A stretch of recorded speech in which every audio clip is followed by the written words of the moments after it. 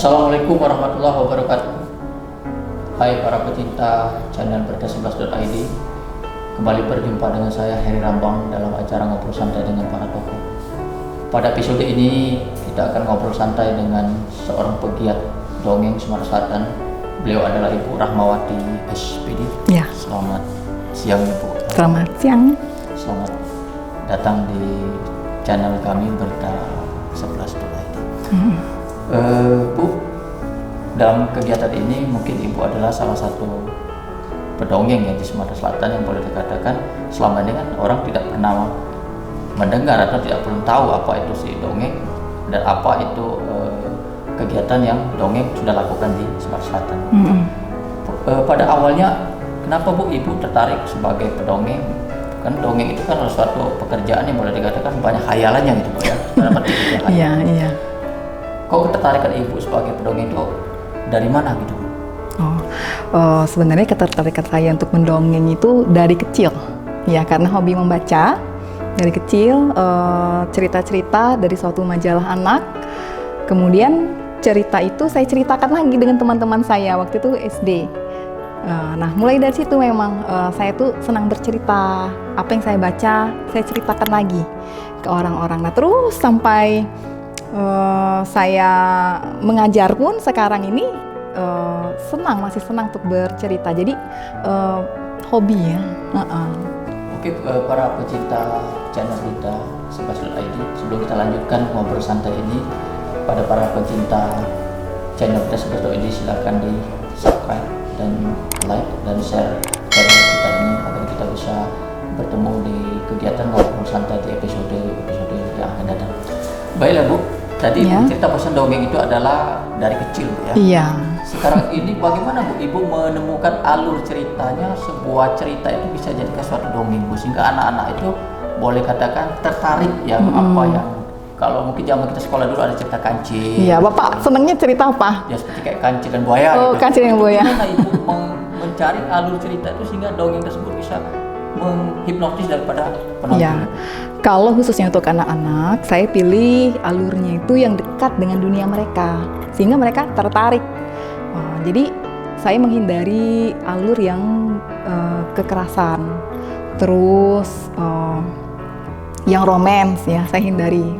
Bahkan dilarang untuk anak-anak alurnya. Jadi pemilihan alur juga suatu cerita itu harus meningkat ya. Jadi walaupun dongeng kan orang kebanyakan sekarang film ya puncak cerita gitu.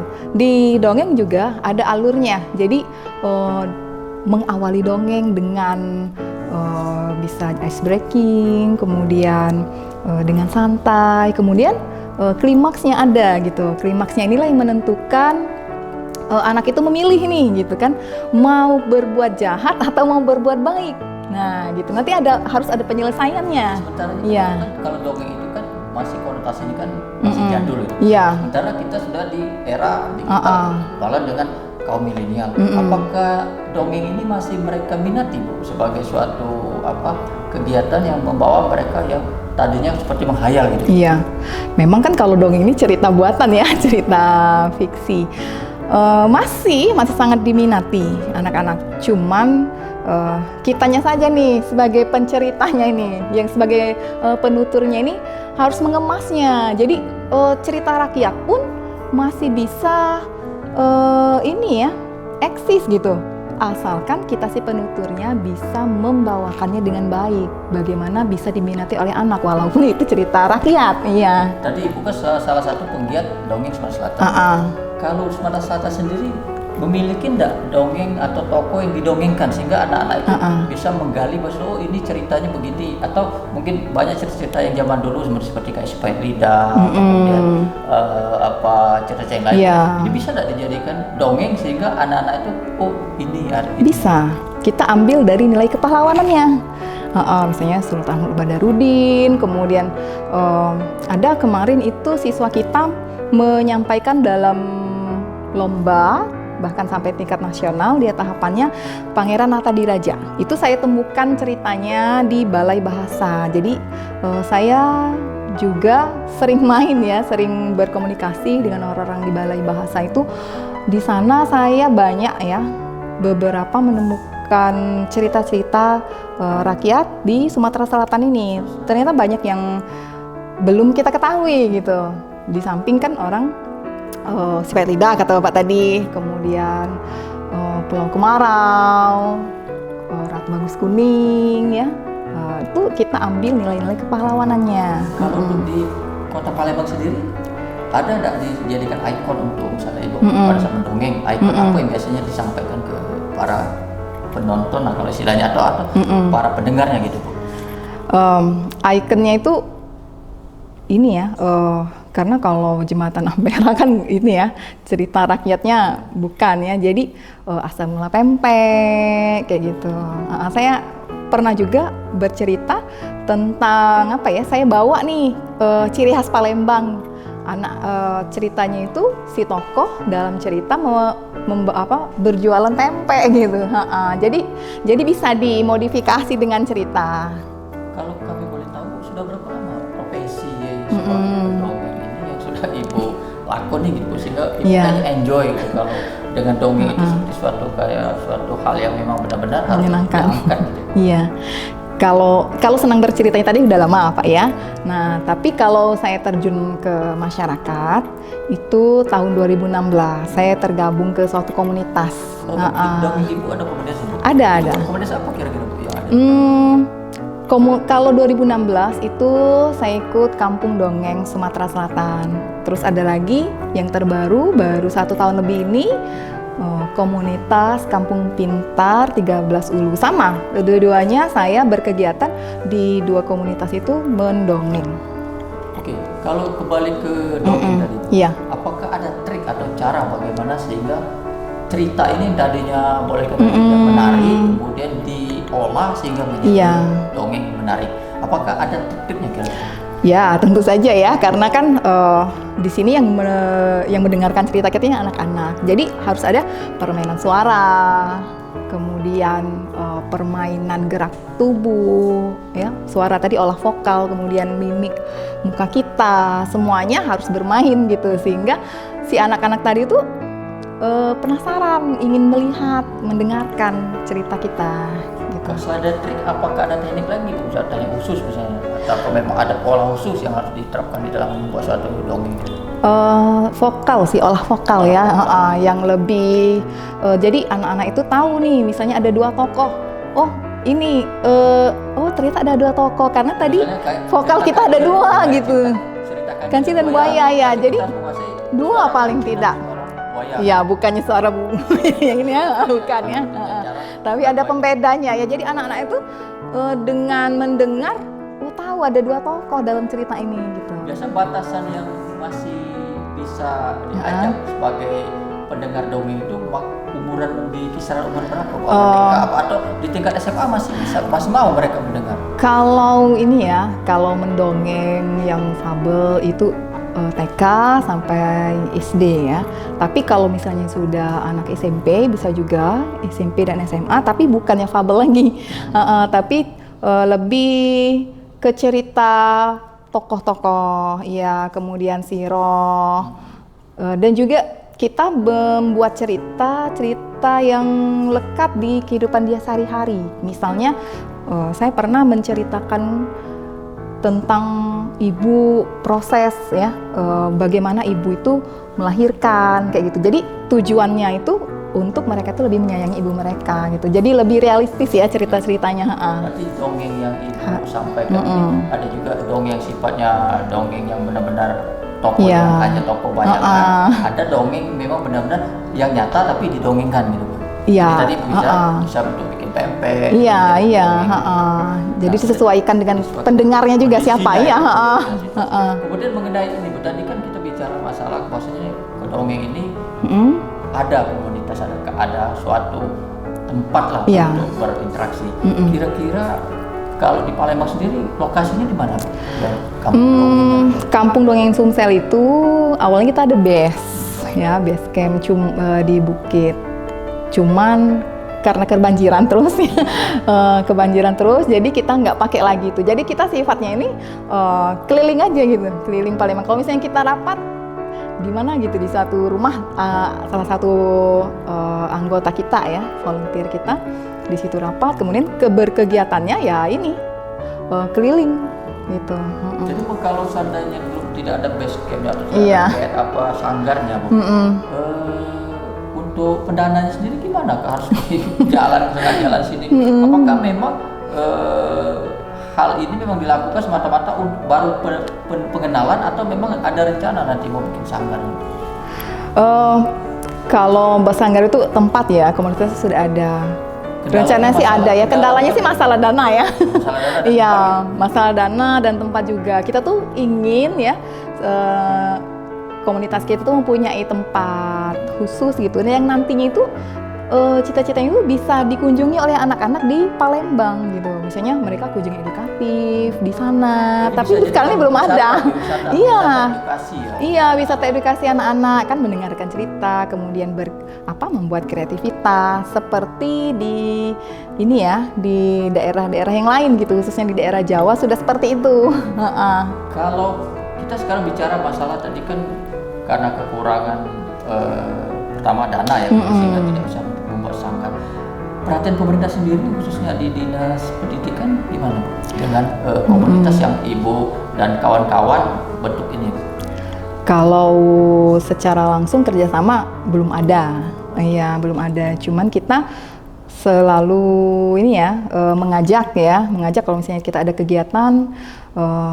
Kemarin itu ke perpustakaan wilayah Sumatera Selatan ya, perpustakaan daerahnya, kita ini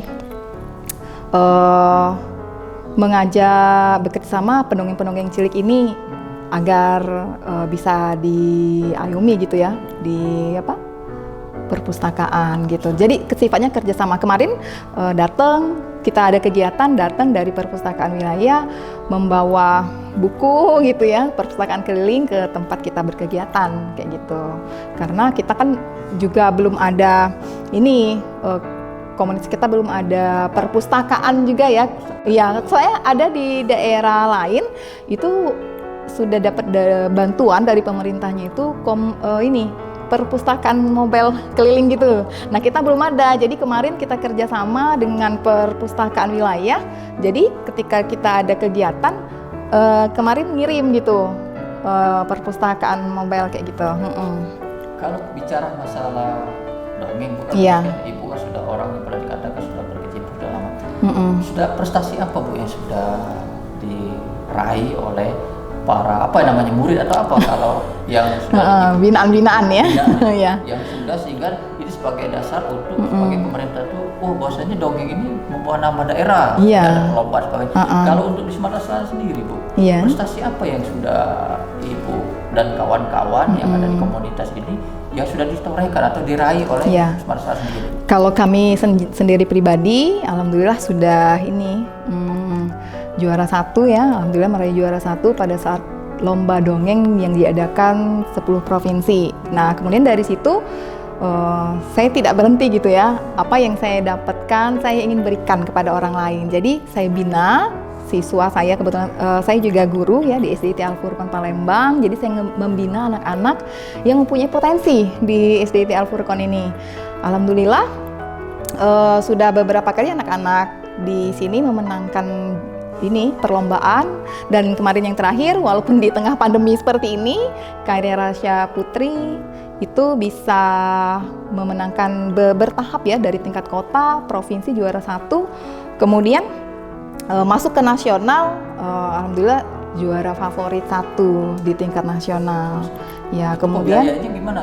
Dia berangkat sampai Jakarta semua? enggak, karena pandemi kan, jadi lewat Zoom, live Zoom gitu.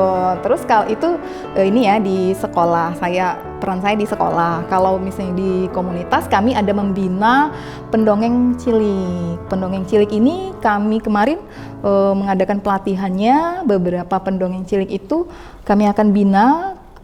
Salah satunya itu mereka tampil di RRI, kemudian beberapa podcast, channel-channel YouTube juga, dan juga nanti ada penyaringan gitu, yang terbaik di antara mereka akan ke nasional.